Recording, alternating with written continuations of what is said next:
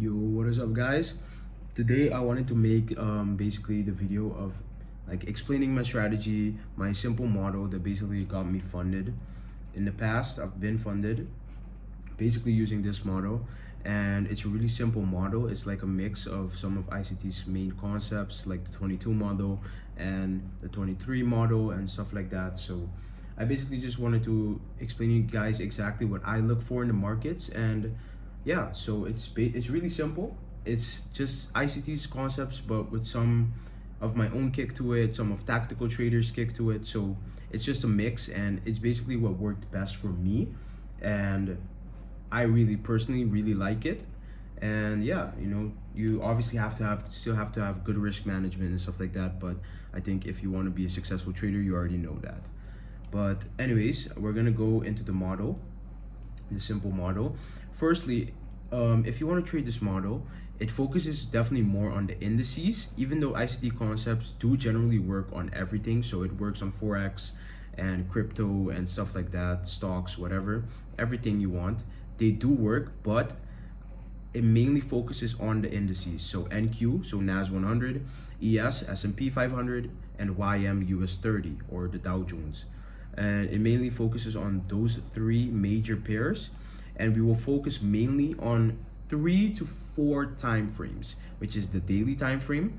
I don't really look at the weekly that much, but so yeah, the daily time frame, the H1, so the hourly.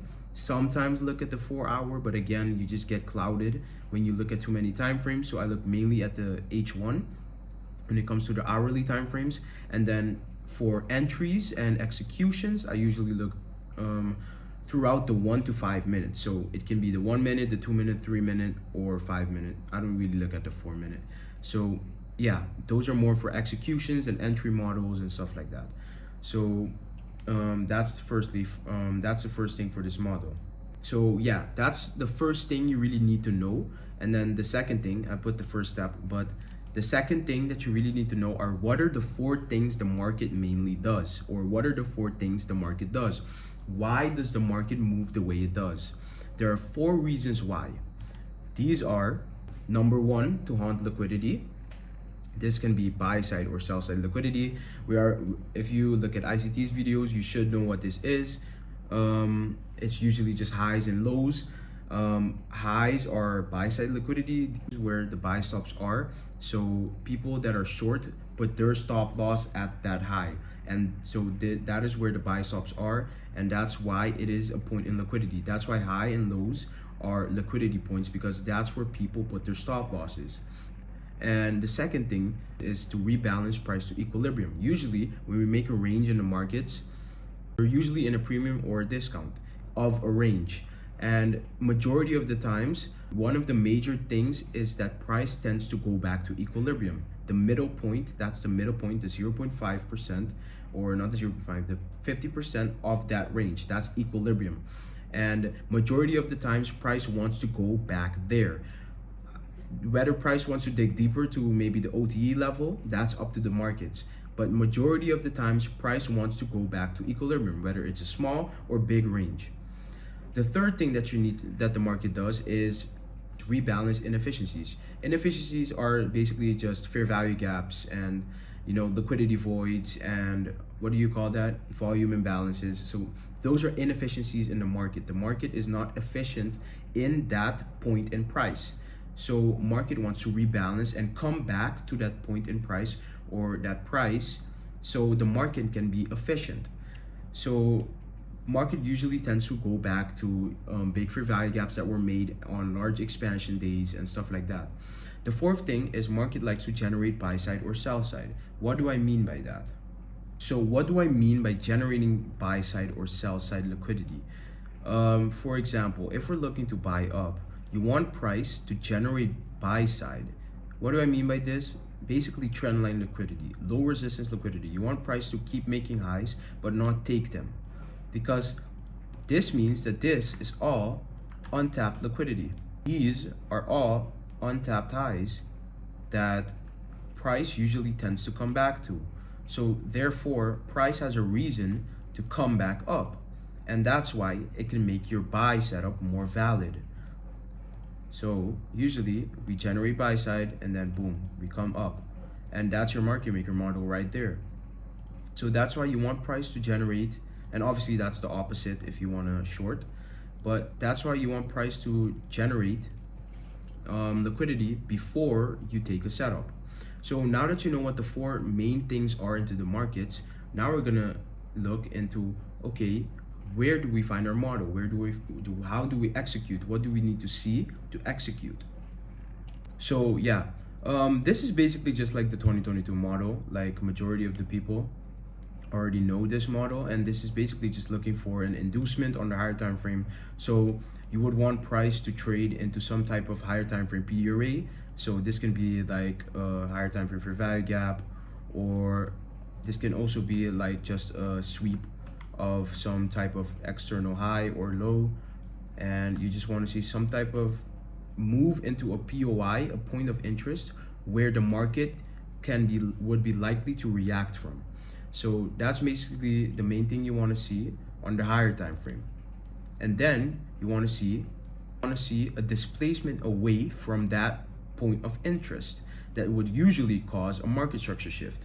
Now, I don't want to really go deep into the term market structure shift because everybody has their own definition of a market structure shift. Some people look at it as, a market structure shift is like a BPR getting made, so the disrespecting of a fair value gap of the opposite direction, or a close below the most recent swing low. Everybody has their own way of looking at a market structure shift. So I'm not really going to go deep into that, but you want to see displacement. The main thing is displacement and a market structure shift. Whether for you it's a BPR or whatever, I don't care. But now I want to go to the main difference between my model and, you could say, the 22 model. And that's that I look for internal structure more. So obviously, like I just explained, I want to see a liquidity raid, higher time frame PD array, or point of interest getting tapped, displacement away from that, whatever, and a market structure shift. But the main difference between my model and the 22 model is, in the 22 model, this would be your entry. This, if there was a fair value gap within this range, this would be your entry. And this would be for example, your long, or not your long, your short. And I'm not saying it's a bad setup, it's how I started. But the main thing I saw is that if that's, for example, you see this on the 5-minute or the 15-minute, zoom in to the 1 to the 5 minute again, and just zoom in and look for internal structure. You want to look for some type of internal manipulation. So like I put this magnifying glass here, this is what I mean. You want to see some type of internal manipulation like this, and then, so within this higher time frame structure that you got your higher time frame model, because this is a higher time frame model, within that you want to look for an internal model. You want to look for internal manipulation. You want to look for the exact same thing, but now on the internal time frame, on a lower time frame, more zoomed in. And then you would want for something like this to happen. So within this model, you get this model again, and then this is, for example, where I would enter. This is if you would take like the retracement for value gap, and this usually tends to give you, first of all, better risk because you have tighter stop losses, but also you tend to be more prone to not take trades that are fake outs. Because, for example, the 22 model, you get faked out a lot of times, in my opinion. So if you look for this internal model for more confirmation and maybe some SMT or something like that too, you tend to get less faked out on trades, and you really get those high quality setups. And maybe you won't get a lot of setups throughout the week, but they are higher quality, and trust me, your win rate is going to be way better. So you want to look for basically an internal model within the external model, and you would take something like this, or maybe you can just take the turtle soup, so something like this with an even tighter stop loss and an amazing risk to reward. It really just depends what suits you. For example, sometimes I take the turtle soup, sometimes I just take the normal FEG entry, retracement entry. But that's like the main thing I look for on the lower time frame, or yeah, that's the main thing I look for. That's the model I look for. Now I want to show you guys some real-time examples. So I'm obviously going to cherry pick them because so you guys can clearly see what I mean, but I want to show you guys some examples of this model. So I wanted to give you guys I wanted to give you guys 3 examples of trades that I took based off of this model, and these were all the last week. So just so you know that this model does work, these were all in the past week. So first of all, let's go on the hourly. Like I said, I only look at the daily, hourly, and 1 to 5 minute. On the hourly, we traded into this daily fair value gap. Okay, when we're in a bullish PD array, am I gonna short? No. So that already gives me the notion, okay, we're probably gonna find longs. So we traded into the daily fair value gap, and we also had a I'm pretty sure 4-hour inverse. Yeah, 4-hour inverse fair value gap. That's why I did not expect price to come back deeper, because like I said, I do want price to come back to equilibrium of the range. But since we reacted off of this PD array, I'm not expecting price to come back deeper. Anyways, so we're reacting off of the higher time frame bullish PD arrays. Already got that initial impulse to the upside, so I already have my confirmation, and we're currently trading in this hourly fair value gap, and we are respecting it with the bodies. The wicks are doing the damage, but the bodies are telling the story. So currently I'd want to see some type of turtle soup or internal model, because I already got the higher time frame confirmation. So I'd want to see some type of internal model or something like that to play out, and so I'd be able to take a long. So I just wait. We have this level of sell side here, get swept,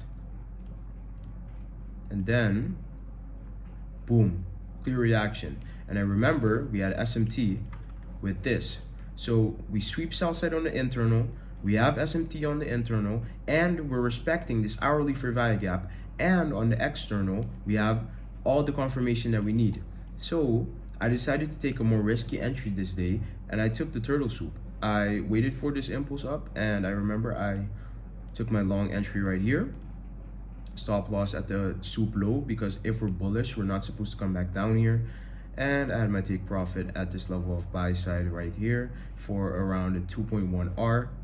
And as you can see, almost got stopped out because of news. And then boom, price retraced back one more time, sorry. And then take profit smashed.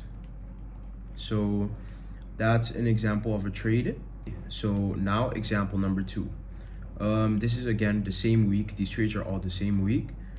Again, we're still delivering from this bullish daily fair value gap. So I'm not going to be engaging in shorts at all. So I go on the 1 hour and I see, okay, we swept sell side. We were in this huge range and we just swept sell side, and I was willing to trade within this range if we were to keep chopping here. If we sweep this sell side, we are most likely going to come back within this range if we're consolidating. So I said, okay, we're delivering from a bullish PD array, the daily fair value gap, and we swept sell side. So I will go on the lower time frame to look for some type of long setup. And that's exactly what I got. I went on the 1 minute. Let's let it play out. We chopped a little bit in the pre-market. Then boom, 9:30 came. We swept all of these lows. Look at all these lows made it. All these lows. And I'm pretty sure there was a 50-minute fair value gap right here too, yeah. But swept all of those lows. And then I think we had another sweep, I'm pretty sure. See if it plays out. Yeah, we had another sweep of all of these lows. So within that external sweep that we got, we have this internal sweep on the 1 minute. So now I'm gonna look for some type of displacement or market structure shift to the upside and my model. So I'm waiting, and then boom, there you have that displacement. This is where I took my first entry. But because we have all of these untapped lows, I wanted to see, and yeah, all these untapped lows mean there was no internal manipulation here within this model, within this entry model. So I wanted to see some type of internal manipulation so I could put it on my full size. And so that's why when I entered here, I didn't enter my full size. And then as you can see, we did chop around, and then wait, and then boom, this is where we got our internal manipulation, taking out these lows, and this is our turtle soup entry. Boom. Yeah, I remember this is where I took my turtle soup entry. We took out those equal lows and we had that internal manipulation, yada yada, and then boom, this is my trade. And as you can see, it played out very, very, very, very nice. Boom. Lastly, I wanted to show you guys the last trade example. This was last Friday. So I'm gonna get straight to the point. For me, the way that I look at the markets is if we close above liquidity on the hourly or the daily, that means there's a high chance that we're going to continue going in that direction. For example, here we were at all-time highs on NQ and so many people saw this as a sweep, but because we closed above these highs on the H1, for me this was just confirmation that we can expect higher prices. And as you can see, if we mark out the range, the last range we were in, we came back to equilibrium, tapped that perfectly, and now I was looking, okay, I was looking at this 50 minutes for value gap. Are we gonna respect this or not? So that's basically what I was waiting for. 9:30 came and we disrespected this fair value gap with a close above. So now I got my higher time frame confirmation, my external confirmation. What am I gonna look for on the lower time frame? Internal manipulation, internal model. So that's exactly what I got right here. We made these lows within this range and we had this fair value gap right here. The perfect trade was literally for us to come in here, turtle soup this and go up. And that's exactly what I took. We came down into these lows. We had a strong reaction and this is where I entered. Again, turtle soup entry. And then I remember, yeah, this is my take profit at this level of buy side. But it was before news. I remember it was right before news, so I didn't put my full size on it, but it still looked like a nice setup, so that's why I took it. And as you can see, boom, right to my take profit. So that's the first trade of that day. And then the second trade of this day was a little bit later. It was also a long. We had, again, the same thing. I'm still bullish. Especially after we did this, we kept pushing higher after news. I'm still bullish. So what am I looking for? Again, a rebalance to equilibrium, which we got right here, and internal manipulation, which we got right here. You can't see the line. Let me remove this.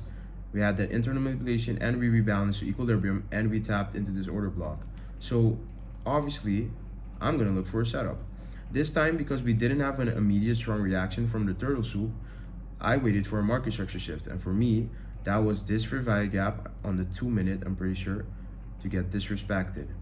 And so I waited for that to happen. Boom, boom, boom. We close above it and that's when I enter. That's my confirmation, that's my market structure shift. And I had around a 2.4 to 5 R trade. And yeah, that was basically the second trade. Again, rebalance to equilibrium, internal manipulation, market structure shift with displacement. And as you can see, trade worked out perfectly. I hope you guys enjoyed this video of my model. It's a really simple model, but it definitely takes some time to get used to it and to seeing it in the markets.